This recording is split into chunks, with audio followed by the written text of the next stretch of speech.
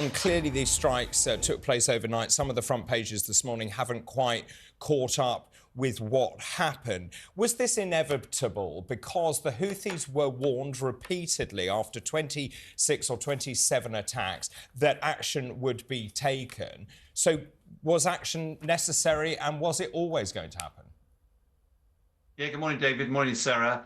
Inevitably, one of the challenges that the Allies have faced under Prosperity Guardian is to provide an umbrella over merchant shipping passing through the Red Sea. You've already covered the importance of that. Now, that umbrella has proven quite effective at the barrage of Houthi attacks, but on Tuesday, earlier on this week, a record number of attacks were launched, 18 different drones and missiles, including anti-ship ballistic as well as cruise missiles. And inevitably, an umbrella is one thing, but you ultimately, if that doesn't stop the attacks, then you have to go onto the offense. And I think the West had run out of diplomatic options to bring security back to the Red Sea, and therefore, in a way, this was inevitable. But there was always a risk. There was a risk that this would unsettle a very unstable part of the world. It's also that the Saudis have been trying to progress towards peace with the Houthis.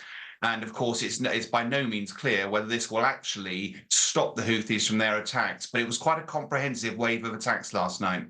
And Sean, uncertainty about what happens next, isn't there? Although the UK and the US both keen to stress that these were limited attacks. James Heappey, the UK Junior Defence Minister, saying no more immediately planned.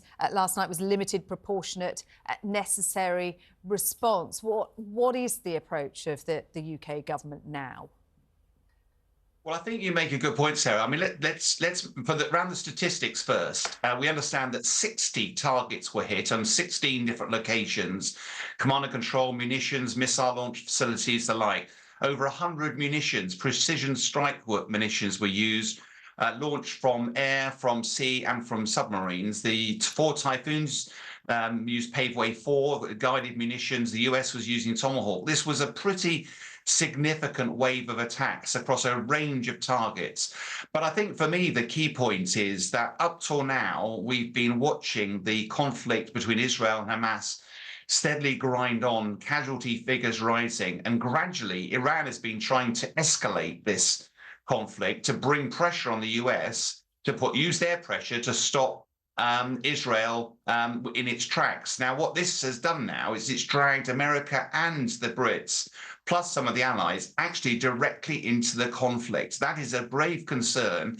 And I'm sure diplomatically, there'll be a lot of pressure being applied to America now to see what it can do to try to bring the dreadful humanitarian crisis in Israel to a halt as soon as possible. I mean, you mentioned Iran there and the Iranian-backed proxies. Now, Lord Richard Dannatt told us this morning that the last thing that Iran wants is for this to escalate. So what exactly is Iran's modus operandi here?